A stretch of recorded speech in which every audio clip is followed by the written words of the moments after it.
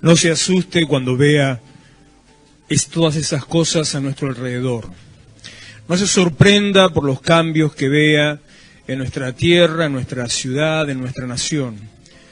No se preocupe por ver todas esas, para nuestro entender, aberraciones que están sucediendo.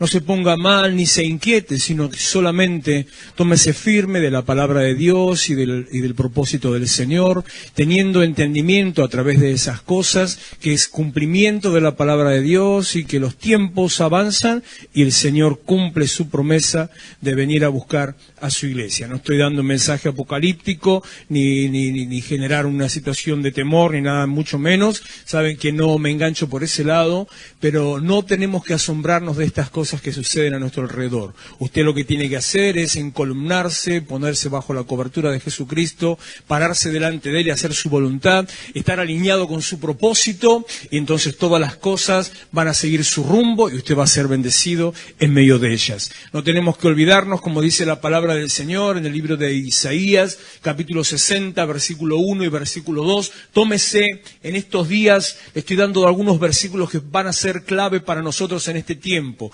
Antes de ir a le voy a decirle que ya tiene que ser clave, usted lo tiene que saber de memoria, que es el Salmo 91:7. ¿Se acuerda que dice?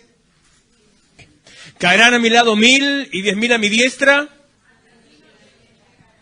Mucho convencimiento no veo, mucha fe no le veo, ni que se la cree tampoco. Mas a mí no me llegará. El Salmo lo dice en tercera persona, pero estamos hablando en primera persona, para nosotros. Mas a mí no me llegará. Es una promesa, lo estamos leyendo para nosotros. ¿Por qué? Ahora sí le repito, como dice Isaías capítulo 60, versículo 2.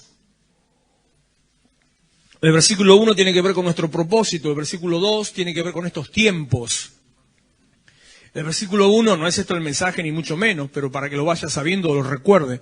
El versículo 1 habla de nuestro propósito. Levántate, resplandece porque ha venido tu luz, la gloria de Jehová ha nacido sobre ti. El versículo 2 tiene que ver con estos tiempos que vivimos, que dice, porque tinieblas cubrirán la tierra, mas sobre ti amanecerá Jehová, sobre ti amanecerá el Señor. Estamos viendo cómo las tinieblas empiezan a cubrir la tierra. ¡Qué bueno que eso pase! Y no se me asuste lo que le estoy diciendo.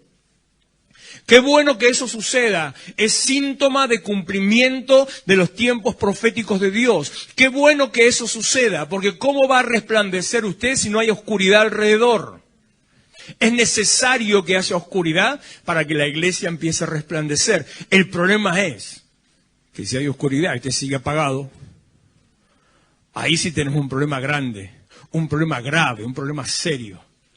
Entonces, en medio de la oscuridad de las tinieblas, tenemos que resplandecer.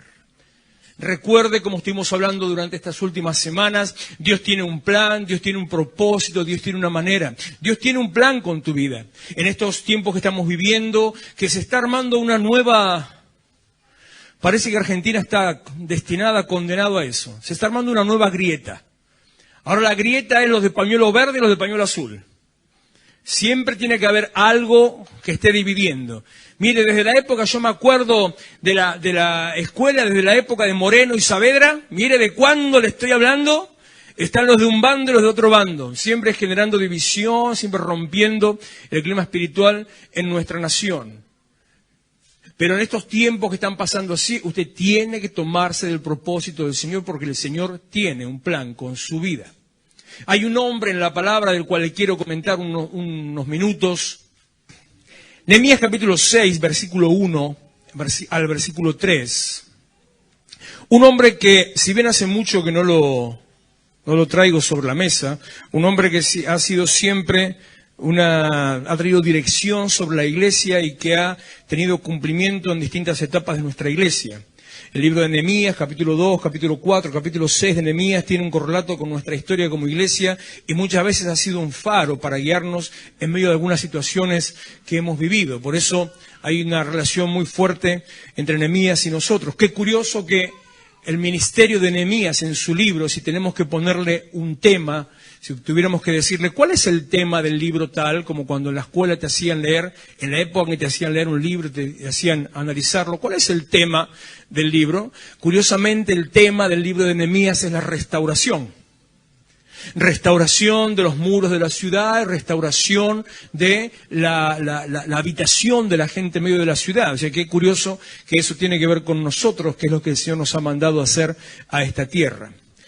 6:1 de Nehemías: cuando oyeron Sanbalat y Tobías y Gesem el árabe y los demás de nuestros enemigos, que yo había edificado el muro y que no quedaba en el portillo, aunque hasta aquel tiempo no había puesto las hojas en las puertas, Sanbalat y Gesem enviaron a decirme, ven y reunámonos en algunas de las aldeas, en el campo de Ono, mas ellos habían pensado hacerme mal.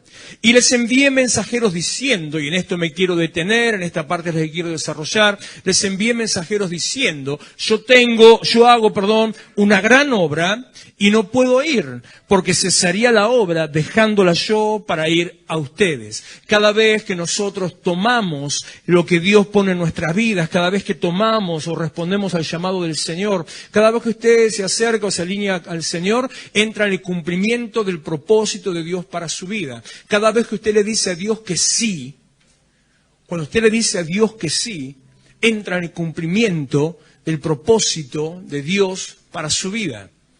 Cada vez que usted le dice a Dios que sí, se activa a nuestro alrededor todas esas llaves, esas luces que indican plan de Dios en funcionamiento, propósito de Dios en desarrollo, y ahí nos pone el Señor sobre un camino en el cual queda en nuestras manos en hacer la voluntad de Dios. Fíjese qué cosa complicada lo que le estoy diciendo. Queda en nuestras manos, en sus manos, hacer la voluntad y la obra de Dios.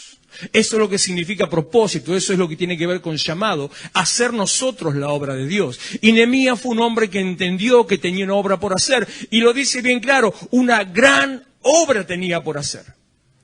Era algo para él muy importante que ahora, si lo miramos de afuera, y es más, el capítulo 4, por ejemplo, describe un poco de eso.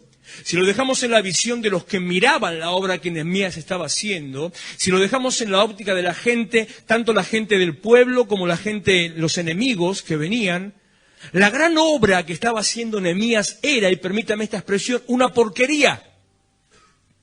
Porque él estaba levantando de las ruinas unas murallas destruidas y edificando y reedificando piedra sobre piedra, y ese trabajo todavía no había sido terminado. Y una vez que había incluso aparentemente terminado, tampoco lo había completado, porque él dice que había levantado las paredes, pero todavía no había puesto las puertas. Dígame usted, ¿de qué sirve una muralla de protección si tiene todas las puertas abiertas? O mejor dicho, si no tiene las puertas. ¿A quién va a proteger? ¿Para qué querés una muralla? Como si fuera un fuerte, como si fuera una contención, una reja, un alambrado, lo que se le ocurra. ¿De qué sirve si no están puestas las puertas? Si está todo abierto. Parecería ser que fue un trabajo en vano. Y aquellos enemigos de la obra de Dios, enemigos de Nehemías, venían a decirle precisamente, capítulo 4, repito, hace mucho hincapié en eso, venía a decirle, lo que estás haciendo no sirve. Se lo decían con palabritas un poquito más brutas. Le decían, eso que estás haciendo es tan inútil que si un zorro empieza a trepar por la pared, esa pared se va a derrumbar.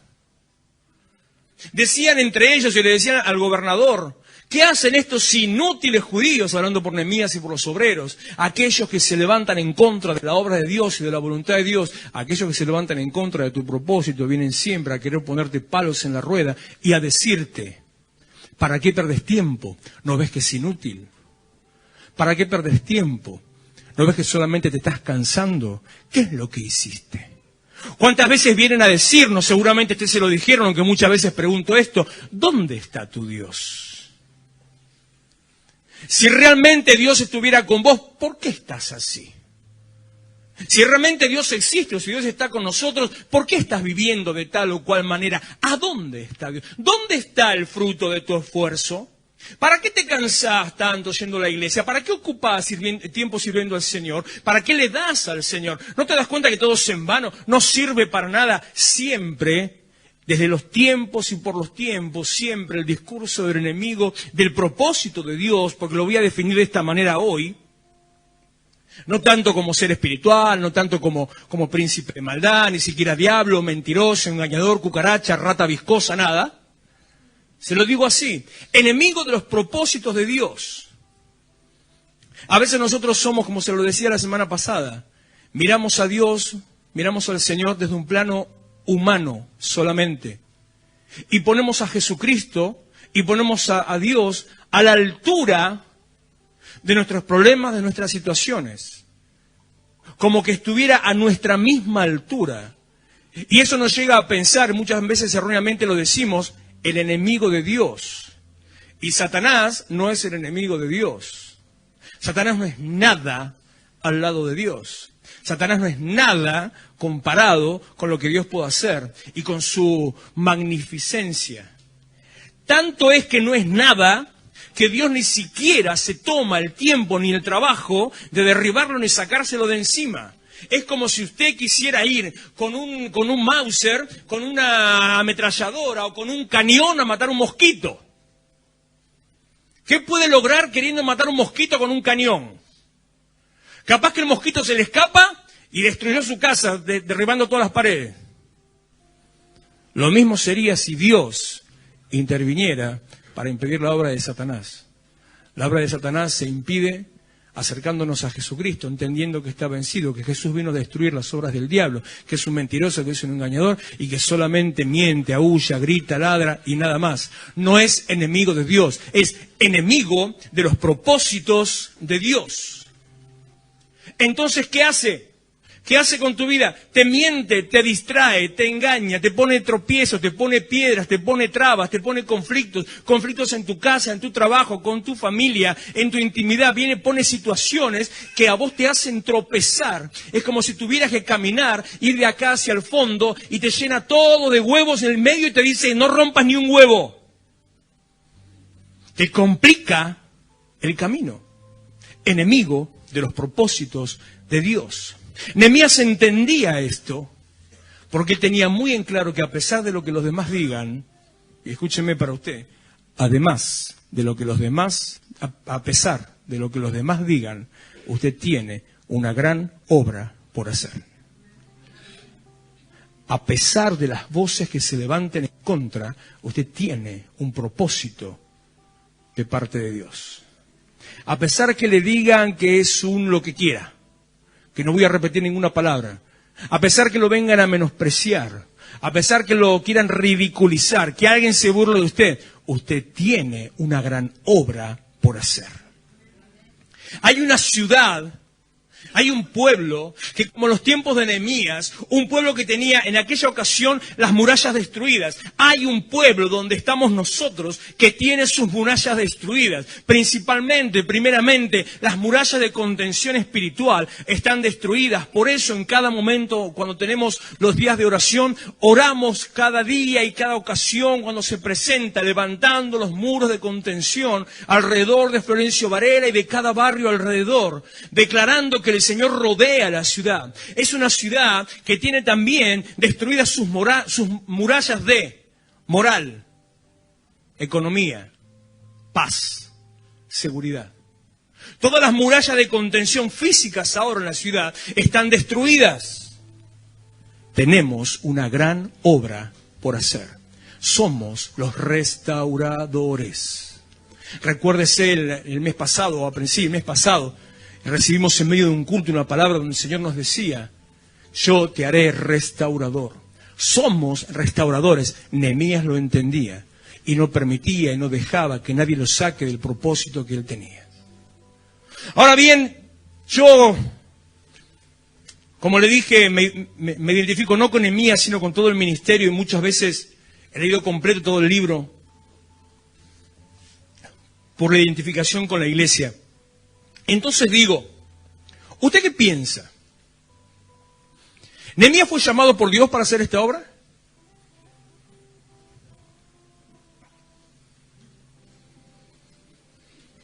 Mientras tanto respiro un poco. Ahora sí. ¿Cree que Dios desde el principio lo encomendó para hacer esta tarea? Sea compasivo conmigo, tenga compasión de mí, haga el ridículo un rato también. ¿Cree que desde que nació en el vientre de su madre, Nehemías estaba destinado por Dios, como cuando le dice el Señor a Jeremías, te pondré por profeta a las naciones? En el caso de Nehemías, ¿estaba destinado por Dios para ser el restaurador de Jerusalén? Diga algo. Así ahora le puedo discutir. No. No. Si no, no tenía ganas de decir, ¿cómo le decía que no? No. Nehemías era un don nadie, Nehemías era un metiche, Nehemías era un figuretti, Nehemías era alguien que simplemente en un momento sintió una carga y él empezó a averiguar. Nehemías fue alguien que fue a pedirle a Dios, Nehemías fue alguien que fue a pedirle al rey, Nehemías fue alguien que fue a meterse en medio del propósito, en medio del camino, y cuando se metió, Dios lo ungió con la autoridad para hacer la tarea. No importa si vos sentís o te han dicho que esto no es para vos. No importa si vos creés, si vos pensás que no hubo otros que lo tendrían que haber hecho. No interesa que haya personas que tengan más conocimiento, más capacidad, más preparación. No importa si hay personas que hayan sido llamados por Dios para hacer una tarea. Si no la hicieron, vos tenés una gran obra por hacer de parte de Dios. Lo curioso que pasó con Nehemías, voy a saltear, no voy a ir a los versículos para no perder tiempo, para dejar tiempo para la Santa Cena. Lo curioso que pasó con Nehemías, digo que unos cuantos años antes de la historia de Nehemías, unos 50 años antes aproximadamente, hubo un rey que ordenó la restauración de Jerusalén. Y hubo un rey que ordenó que las multitudes que habían sido esclavizadas y vivían en cautiverio, que volvieran a la tierra para repoblar y reedificar la ciudad. Ese hombre que fue llamado el rey Ciro, rey de Persia, recibió de parte de Dios, un pagano recibió de parte de Dios, y por eso en Isaías capítulo 54, Dios le habla a este pagano y le dice, entre otras cosas un poco fuertes, le dice, aunque no me conociste, y sigue diciéndole, yo te usé y otras varias cosas. Isaías 45, perdón, no 54. Cuando él manda la orden dada por Dios, el pueblo vuelve a la tierra. Pasaron 50 años, le repito aproximadamente, cuando Nehemías siente una carga. Y se entera que algo no había sido hecho. Pide permiso, pide favor, ruega a Dios, mueve los cielos, mueve todas las cosas y llega él a Jerusalén. Capítulo 2 está la historia cuando llega Nehemías a Jerusalén. Y se encuentra con una ciudad destruida. Se encuentra con sus muros derribados. Se encuentra con las murallas incendiadas. Los que tenían que haber hecho el trabajo, no lo hicieron. Cuando llegamos a Florencio Varela nos encontramos hasta iglesias destruidas, abandonadas. Encontramos una tierra seca, una tierra desértica. Encontramos, como le dije recién, las murallas destruidas y derribadas. Encontramos ministerios pasados por el fuego. Encontramos, como siempre digo, lo digo fuera de este lugar, una raza de cristianos que yo no conocía. Siempre dije, está el congregante y el apartado. Y en Florencio Varela encontramos la tercera posición espiritual.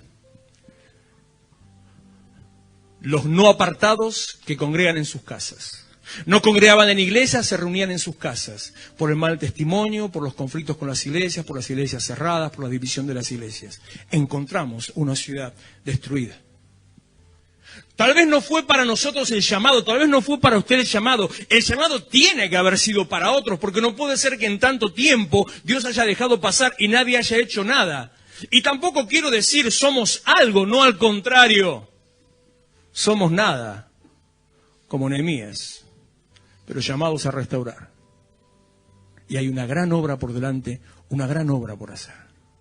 Cuando él llega y ve esas murallas destruidas y ve todo caído, empieza a recorrer la tierra y se encuentra que está todo peor de lo peor.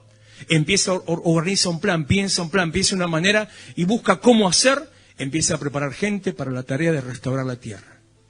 Y viene el enemigo a querer sacarlo del propósito. Un hombre que sabía lo que tenía que hacer. Un hombre que conocía el propósito de Dios para su vida. Un hombre que conocía lo que era necesario. Nosotros también conocemos lo que es necesario. Señores, hay una ciudad que se muere en medio de las llamas, de la miseria, de la necesidad, del fracaso. Hay una ciudad, una sociedad a nuestro alrededor que no sabe que necesita a Cristo, que está diciendo, está pensando hoy en día, está pensando a quién va a votar porque ya no quiere votar votar al que votó y ya no sabe en quién confiar, en quién no confiar, qué tal político, qué tal otro político, que este le creo, que el otro no le creo, que este me brinda confianza, el otro no me la brinda. Se lo vuelvo a repetir como cada año, no confíe en los políticos. No ponga su confianza. Sí, vote al que Dios le indique.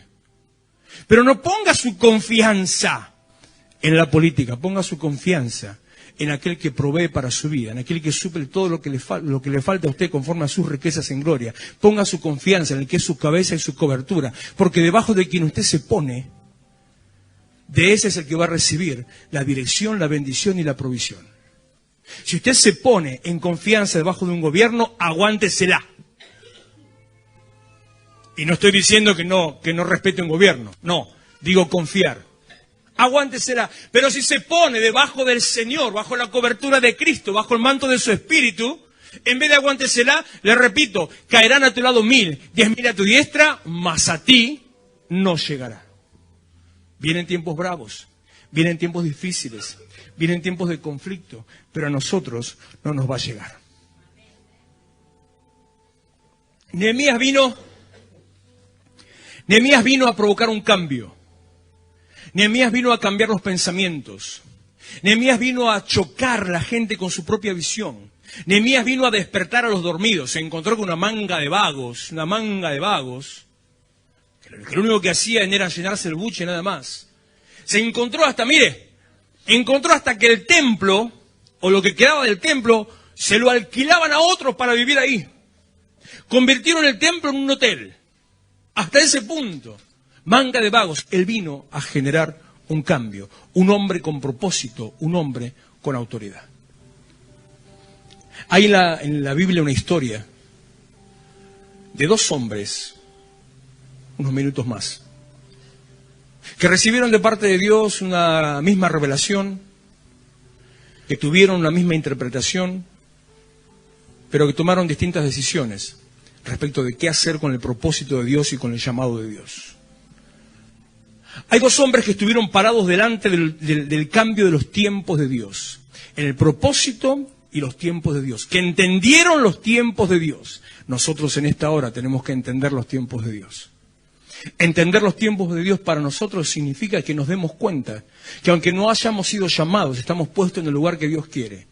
Entender los tiempos de Dios ahora significa que estamos llamados a trabajar en unidad.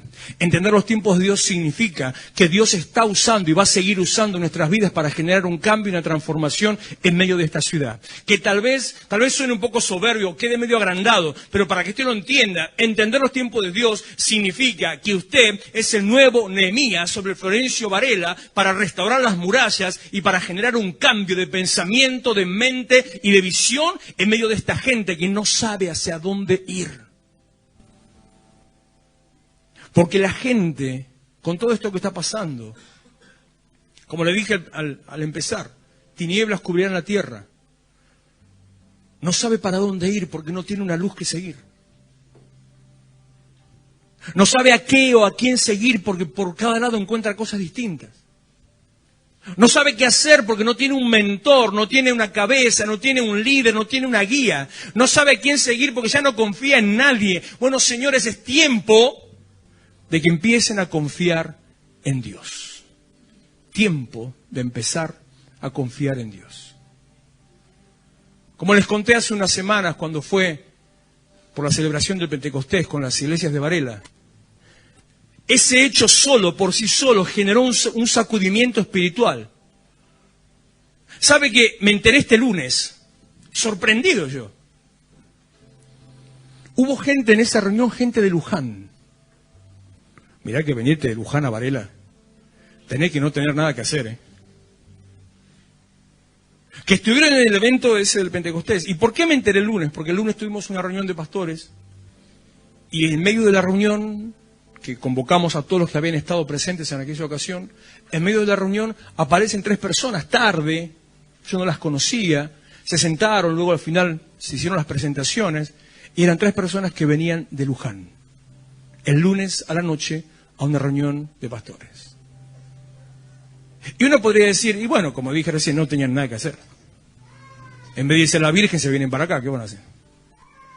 Entonces, al preguntar y conversar, pero la verdad que venirte desde allá, el tiempo, la incomodidad, el traslado, el gasto, venirte para... No, pero es que algo está pasando acá. Y queremos aprender de lo que está pasando acá. ¡Ah, la pucha!, dije yo. No, es que Dios se está moviendo en algo y queremos lo que Dios está moviendo. Cuando siempre lo que se dijo de esta ciudad fue todo lo contrario. Cuando siempre se dijo de esta ciudad que cementerio de pastores y de iglesias. Siempre se dijo de esta ciudad que era una tierra seca, tierra estéril, una tierra muerta. ¿Lo hicimos nosotros? No. Y nunca vaya a pensar que lo hicimos nosotros. Solamente que hemos tomado como Nehemías el llamado que era de otro y no lo quiso tomar o no lo quiso responder o no tuvo ganas o no dio el cuero o qué sé yo qué. Y tomamos la palabra profética que recibimos hace tantos años atrás, de ser un faro en la tierra, y dijimos, acá estamos, Señor. No sabemos cómo se hace, no entendemos nada, no tenemos capacidad, no hay capacidad en nosotros, no hay fuerza ni entendimiento. Hacé, Señor, lo que tengas que hacer. Y Dios está obrando. Usted tiene una gran obra por hacer. Estos dos hombres de quien le estaba hablando, el rey Saúl y su hijo Jonatán, en un momento determinado de sus vidas, ambos entienden que había alguien que iba a ser llamado el próximo rey, David, el rey David. Ambos ven que Dios había enviado, había movido el foco espiritual, el foco profético, que se lo había sacado a Saúl y lo había puesto sobre David. Los dos se dan cuenta de eso. Los dos tuvieron entendimiento, los dos tuvieron revelación, pero cada uno tomó su propia decisión. Usted está teniendo entendimiento, usted está teniendo revelación. ¿Qué decisión va a tomar? ¿Qué decisión va a tomar? Cuando se entera de lo que estaba pasando, el rey Saúl lo que quiso hacer inmediatamente, ¿conoce la historia? ¿Sabe qué pasó? Buscó la muerte de David. Quiso, a ver si lo anoté, se lo digo. Si lo anoté, se lo digo.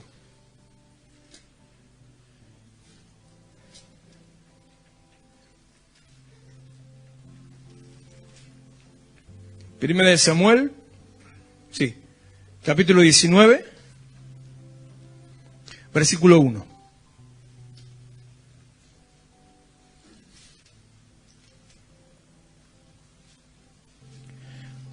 Habló Saúl a Jonatán su hijo y a todos sus siervos para que matasen a David. Pero Jonatán, hijo de Saúl, amaba a David en gran manera. Y mire, capítulo 18, versículo 3. Anótese los versículos, márquelo.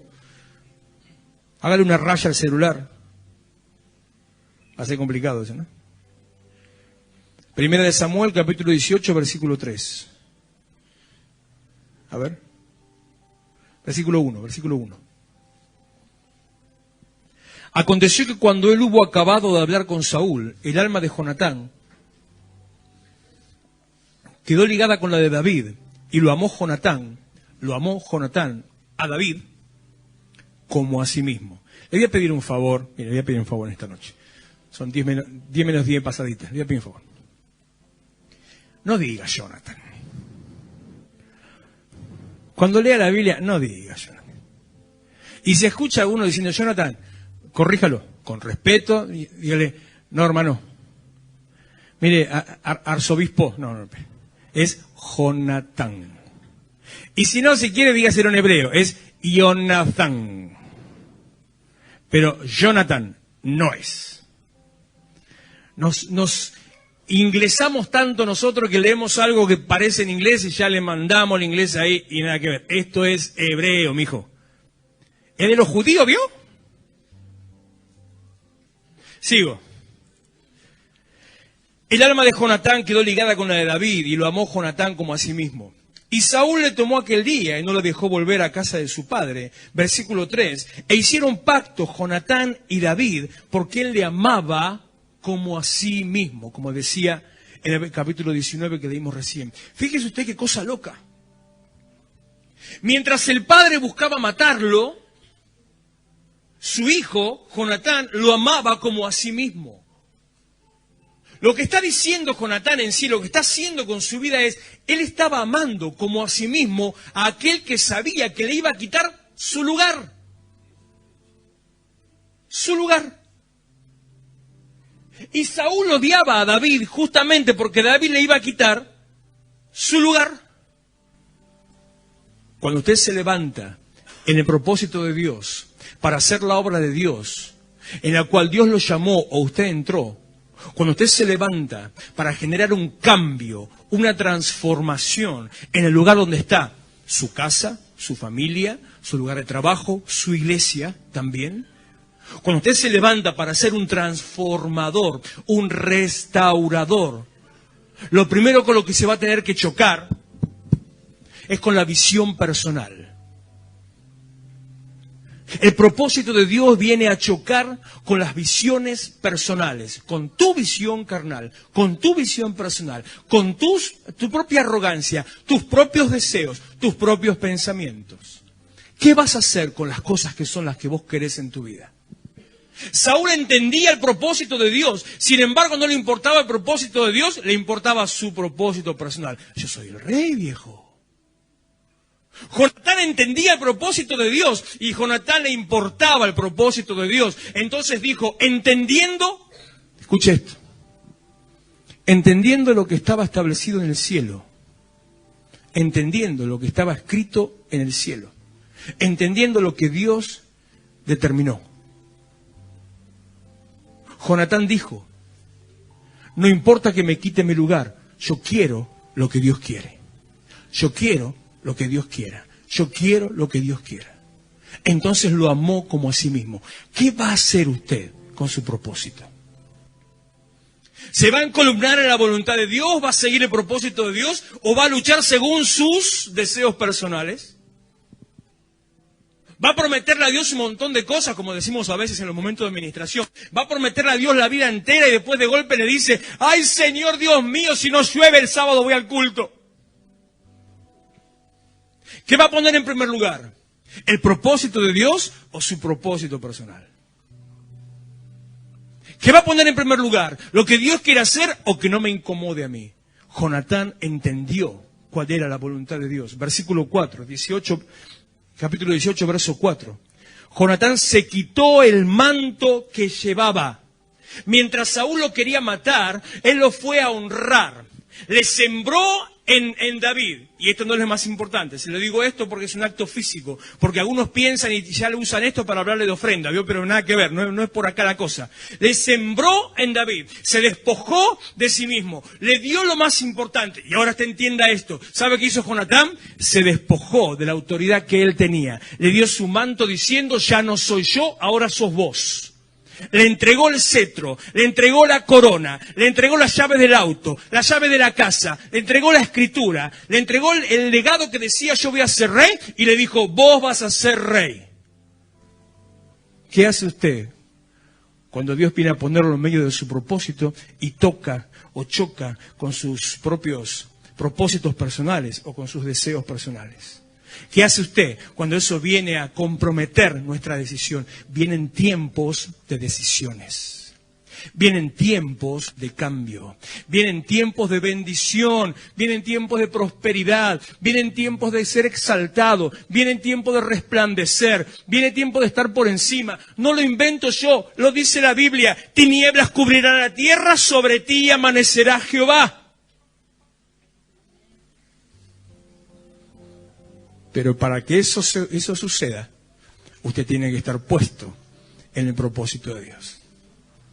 Para que eso suceda, usted tiene que tomar y conectarse con los propósitos de Dios. Usted tiene que aceptar lo establecido en el cielo. Usted tiene que seguir lo establecido en el cielo. No tiene que rebelarse a lo que Dios quiere hacer. Tiene que aceptar lo que Dios quiere hacer. Si usted quiere ser bendecido, ¿quiere ser bendecido?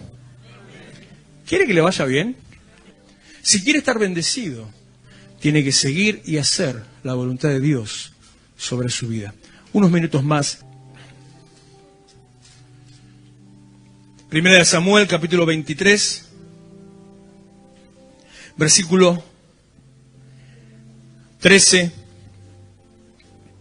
al 16. David entonces se levantó con sus hombres, que eran como 600, y salieron de Keila y anduvieron de un lugar a otro, y vino a Saúl la nueva de que David se había escapado de Keila y desistió de salir cuando Saúl ya lo había condenado a muerte. Y David se quedó en el desierto en lugares fuertes y habitaba en un monte en el desierto de Sif, y lo buscaba Saúl todos los días, pero Dios no lo entregó en sus manos. Viendo pues David que Saúl había salido en busca de su vida, se estuvo en Ores en el desierto de Sif. Entonces se levantó Jonatán, hijo de Saúl, y vino David a Ores y fortaleció su mano en Dios. ¿Qué mano? ¿La mano de quién? ¿La mano de Jonatán o la mano de David? Recuerde que lo amaba como a sí mismo, que había hecho pacto de que iba a seguirlo, había hecho pacto de estar con él. Dejó de lado su visión personal y puso en primer lugar la visión de Dios. Si usted quiere ser bendecido, que las cosas vayan bien sobre su vida, deje de lado su visión personal. Sométase a la visión de Dios. Dígale que sí a Dios, a lo que Dios quiere hacer. Póngase en el camino del Señor. Como estuvimos hablando este tiempo sobre Elías, ¿se acuerda? Encolumnado en su voluntad, encolumnado en su propósito, bajo lo que él quiere hacer, siguiendo el plano y el proyecto que Dios tenía con la vida de Elías, con la vida de la viuda, todo eso que estuvimos hablando durante 2 semanas, 3 semanas, no sé cuánto tiempo, que en definitiva apuntaba a una sola cosa. Recuerden, esto lo dije el sábado y el domingo, ¿cuál era el propósito que tenía Dios con la vida de Elías y todo lo demás? ¿Cuál fue el activador y el disparador de esas situaciones? ¿Qué quería Dios con todo el proceso del arroyo seco, de la viuda que se quería matar, del hijo que se murió, de la resurrección del pibe? ¿Cuál era el propósito de Dios? El último versículo lo decía bien claramente, que reconocieran lo que Dios había hecho, que Dios, en nombre del Señor, fuera exaltado. El versículo que sigue a este, donde le dice, poneme el 17, y ya termino yendo Mateo 5 antes. Le dijo, no temas, pues no te hallará la mano de Saúl, mi padre, Jonatán, y tú reinarás sobre Israel, y yo seré segundo después de ti. Y acá donde dice que el padre también entendía lo que estaba haciendo. Yo seré segundo después de ti. Es más importante dar que recibir. Es más bienaventurado dar que recibir. ¿Cuál es el versículo, pastora? Hechos 20:35 dice, más bienaventurado darle a Dios que recibir de Dios. ¿Por qué? Decíamos también el otro día, ¿eso no es egoísta, pastor? Dios no es egoísta, quiere todo, quiere todo, quiere todo, quiere para Él, sangurriento. Dios quiere todo. ¿No es acaso que Dios no necesita? ¿Para qué pide? Dios pide porque usted necesita. Dios pide para su propósito. Dios pide para su plan. Dios quiere ser exaltado para que cuando usted está encolumnado en su propósito, en su voluntad, en su deseo, cuando hace lo que Él quiere hacer, cuando Dios envía la bendición, si usted está ahí, recibe la bendición de Dios. Ahora, si usted no está, se la perdió. Entonces no es egoísmo de Dios, es la manera de Dios de bendecirte. Termino con Mateo capítulo 5, versículo 13 al 16. Y ya vamos. Ustedes son la sal de la tierra. Ustedes son la sal de la tierra. Pero si la sal se desvanece, usó alguna vez una sal que estuviera medio húmeda? Tanto para cocinar no se nota, pero para salar alguna comida, una carne, ¿usó sal húmeda? ¿Para qué usa sal húmeda? Tírela cuando se humedeció. Pero son tremendas. Ni el arroz, cuando ya se humedeció, únicamente que le meta 1 kilo de arroz, ahí puede ser. Pero después cuando va a estar comiendo los fideos y saltan los pedacitos de arroz. No tiene más gusto a nada, ¿no es cierto? Ya no sirve para nada. Si la sal se desvanece, ¿con qué será salada? No sirve para nada, sino para ser hollada por los perros. Le decía la semana pasada, la otra semana. No me acuerdo en qué contexto fue, pero si tal vez en algún momento de tu vida estás sintiendo que sos pisoteado, que te pasan por encima, que te están dejando tirado, tal vez, ¿no será que ya no tenés gusto a sal? ¿No será que para lo único que servís ahora es para ser pisoteado?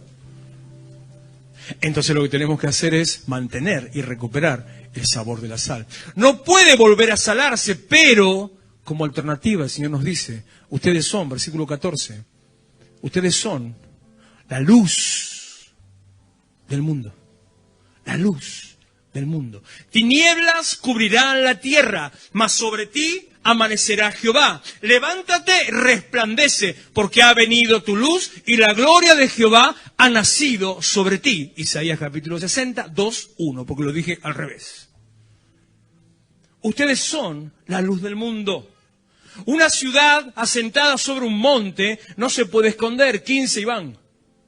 Ni se enciende una luz y se pone debajo de una cama, sino sobre el candelero y alumbra a todos los que están en casa. Usted ya está encendido porque Cristo está en su vida, el Espíritu está en su interior. Usted ya está encendido, aunque se quiera apagar, aunque se quiera poner una campana, aunque se vista de negro, aunque se pinte la cara. Usted está encendido porque el Espíritu está en su interior. La luz ya se encendió. No la apague, por favor.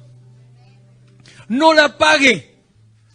Levántese, levántese, brille, resplandezca.